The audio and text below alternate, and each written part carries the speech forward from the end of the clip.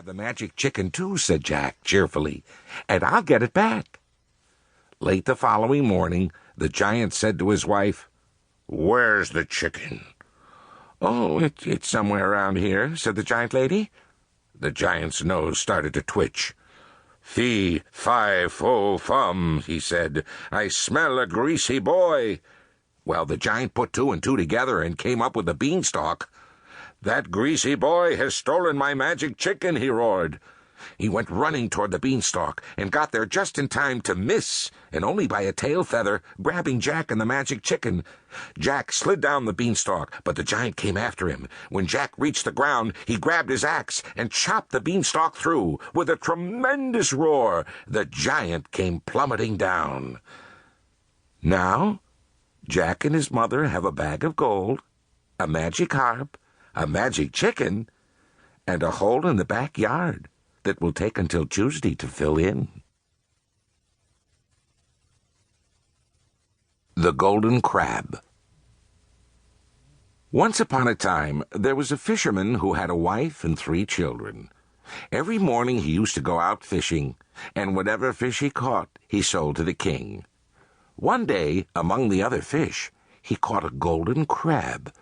When he came home, he put all the fishes together into a great dish, but he kept the crab separate because it shone so beautifully, and placed it upon a high shelf in the cupboard.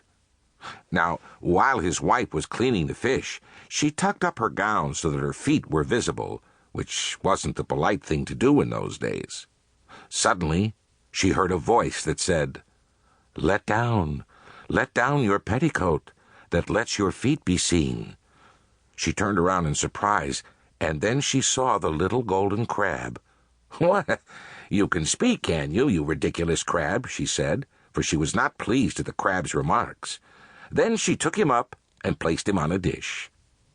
When her husband came home to dinner, they presently heard the crab's little voice saying, "Give me some too."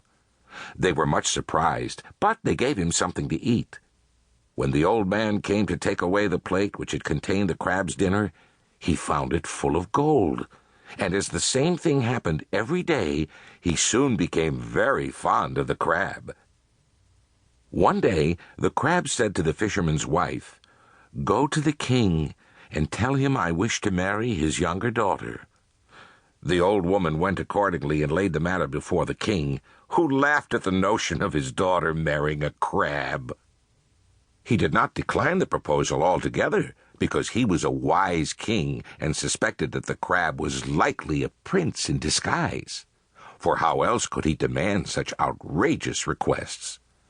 He said therefore to the fisherman's wife, "Go and tell the crab that I will give him my daughter if by tomorrow morning he can build me a wall in front of my castle much higher than my tower, upon which all the flowers of the world must grow and bloom." The fisherman's wife went home and gave the message to the crab. The crab gave her a golden rod and said, "Go and strike with this rod 3 times upon the ground on the place which the king showed you, and tomorrow morning the wall will be there." The old woman did so and went away again. The next morning, when the king awoke, what do you think he saw? The wall before his eyes, exactly as he had bespoken it.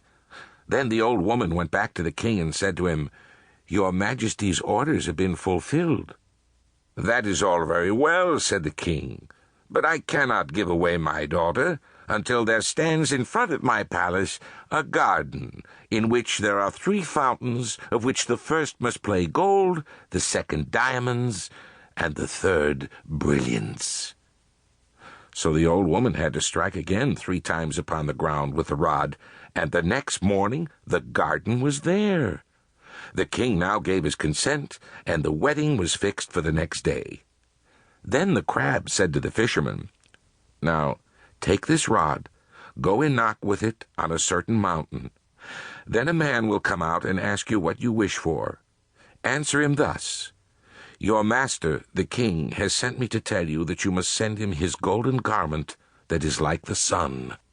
Make him give it to you, along with the queenly robes of gold and precious stones which are like the flowery meadows, and bring them both to me.'"